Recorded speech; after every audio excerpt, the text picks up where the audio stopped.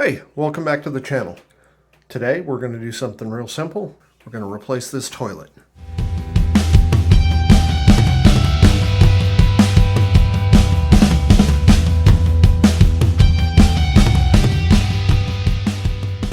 So the first step is we want to drain as much water from the tank as possible. So we shut off the water here.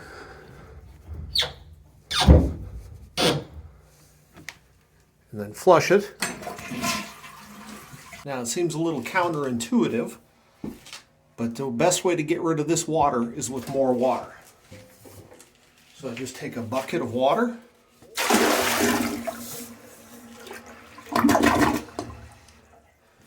And now we've got a lot less in there. Next, pop these caps off.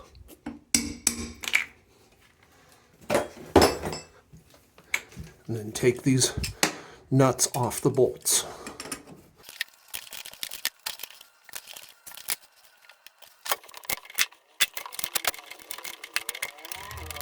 Next, disconnect the supply line.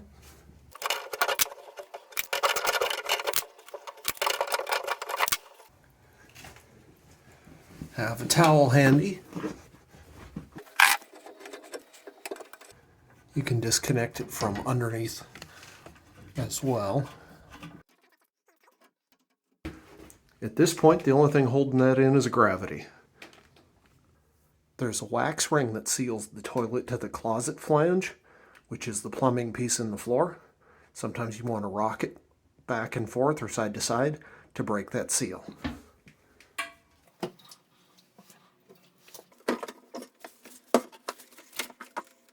That's all there is to removing it.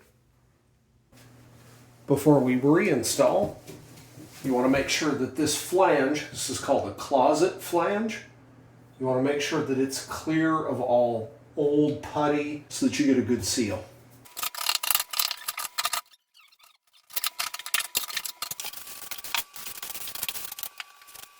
Next up, we'll take the toilet out of the box here. Now on first view, don't let this scare you. The tank is separate from the cistern when they ship. It's easy to put together. Don't let that frighten you.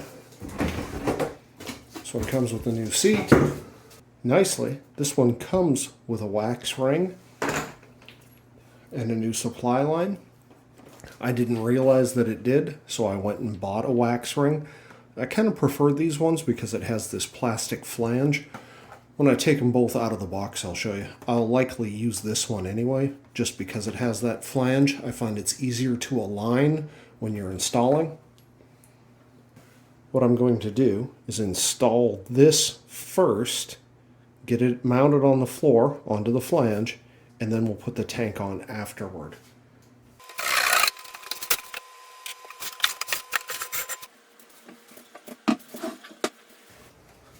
The easiest way to install this wax ring is to flip it over like this. Here's the difference between the two wax rings. This is the one that came with it. You can see it actually got kind of damaged. That would not be a problem. You could still use it. Here's the one that I'm going to put in. You can see it has this flange on it as well. The one that came with the toilet had new hardware, so these bolts go down into the closet flange on the floor. I'm not going to be using those because I still have the ones that are in it. The wax on these is fairly sticky, especially as it gets warmer. It's best to install these when it's warm. If you don't have that option, like you're doing it in the winter, then so be it. And this is why I like the ones with the flange. And that gives you something to hold on to. Set it on there and give it a twist.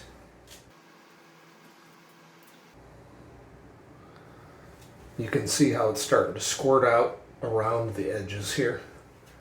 It just means that it's doing its job. Now we just need to flip it over. This has two holes that those bolts come up through. So do yourself a favor, try to make sure they're pointing straight up and down. This one's a little bit crooked, so we'll see if we can straighten it out first.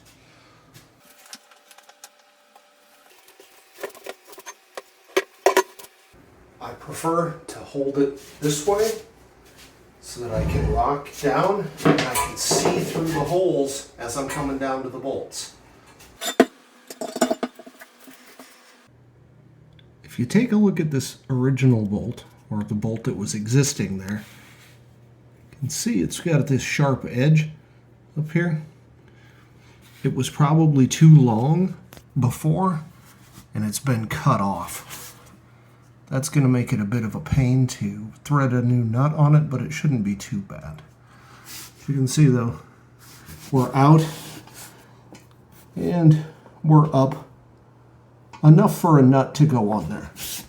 We want enough for a nut and a washer, but you don't want it to be too long because there's usually a cap that goes over it to effectively hide it, keep stuff from going down in there. So if it sticks up too far, you can't get the cap on. I found this hardware kit. It was inside the tank. These are the covers that I'm talking about here. These probably bolts that hold the tank to the cistern, and this is the gasket for it. We'll take a look at that in a minute. So the important thing here is this needs to be on there first. This cap snaps onto it. You can kind of see it's got a little bit of an edge there. It even says really hard to read, but it does say this end up, or this side up. That bevel, this ridge goes up so that this can snap down onto it. Then we take this, the proper side up,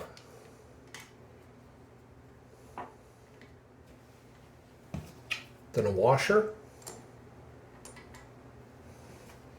then a nut.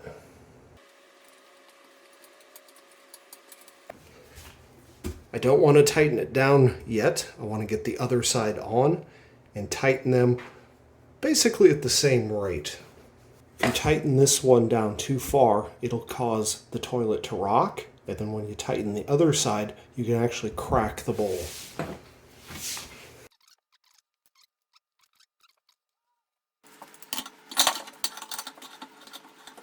You'll feel it when it starts pulling down. The resistance changes quite a bit. Again, it does not need to be super tight. If you tighten it down too far, you will break this porcelain.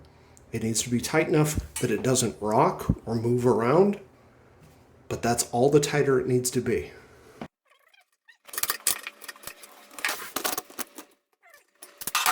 At this point, grab onto it and use pretty good amount of force and push it, make sure it does not move. Now these caps.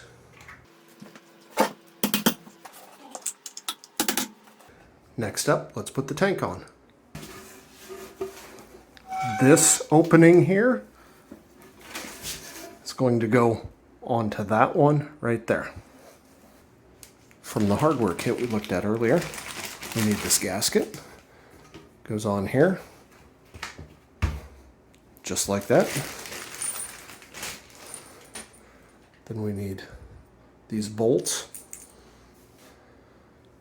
In an older style toilet, the tank actually has holes that come all the way through it. And you run these from the top down. There'll be a rubber washer that goes on to provide a seal. It drops down through. Then you put another rubber washer, and then it goes against that tank, and then the bolt goes all the way down below. This one, newer style, doesn't have that problem. Here, these just go in like this, which is much, much nicer. The old style, where they're in the tank, they tend to rust, especially if you use one of those in-tank tablet cleaners like bleach or whatever, whether they're clear or blue. They tend to eat the heads on these, and eventually the head just disintegrates and the tank moves and water starts pouring out of that hole. So this new style, I approve. Now we're just going to lift it up, set it on the toilet.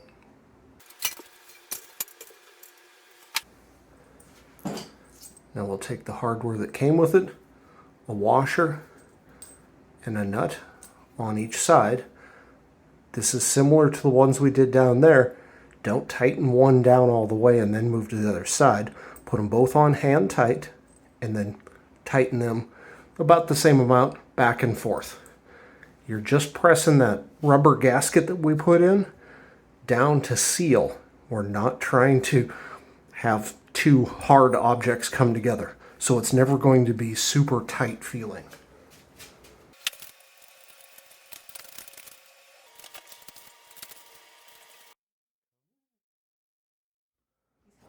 Looks like I've got assistance.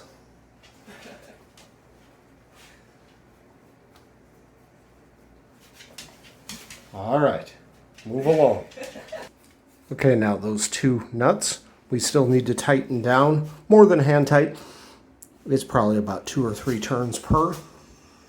One thing to watch for is that this stays level. So you don't want to tilt in one direction or the other. If you have that, it just means you're tightening one side too far. So try to keep this fairly level.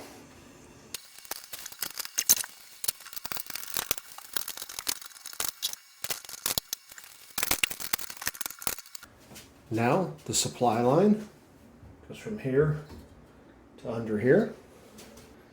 Notice this is not hex. It's just got some teeth on it. It's designed to be hand tightened. Don't use a wrench. My preference is to always do the valve side first. The reason I prefer doing the valve side first is the threads are finer and it's harder to get it on. If you're fighting some bend in this hose, it can be a real pain to get that in. Tighten that down with a wrench. This is the tank inlet. I'm just going to hook this right there. And I can't do this left-handed. Maybe I can. We still have to put the seat on, and it needs the lid here, but effectively we're done. I'm going to turn this water on, check for leaks here, here, around here. Make sure it fills here. There were a couple of drips, but that came out of the stem of this valve. I've talked about how I hate these gate valves. Didn't feel like replacing it though, because they're not fun to replace. Completely dry here. Dry here. Cistern is filling.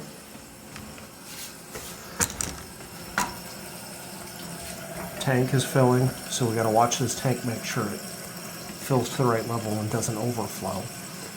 If it flows up over here, we'll need to adjust it here. Man, perfect right out of the box. Gotta love that. Thank you, Kohler.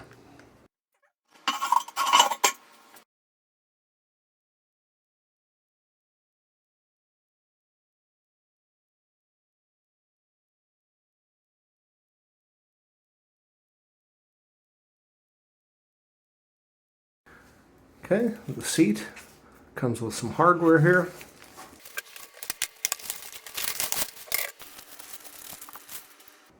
So this is a nut that goes on the underside, under these holes. So those go up. This comes through from the top. Got the washer on there, goes into it. These, it's got a little recess area, just get your finger under it and it opens that up. It also came with these They're little bumpers that go in here.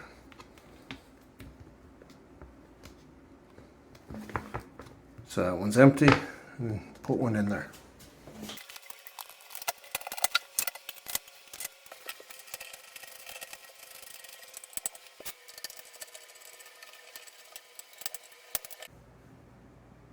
There we go, toilet installed. Fancy clothes and everything. This is something you could absolutely do yourself. Thanks for watching.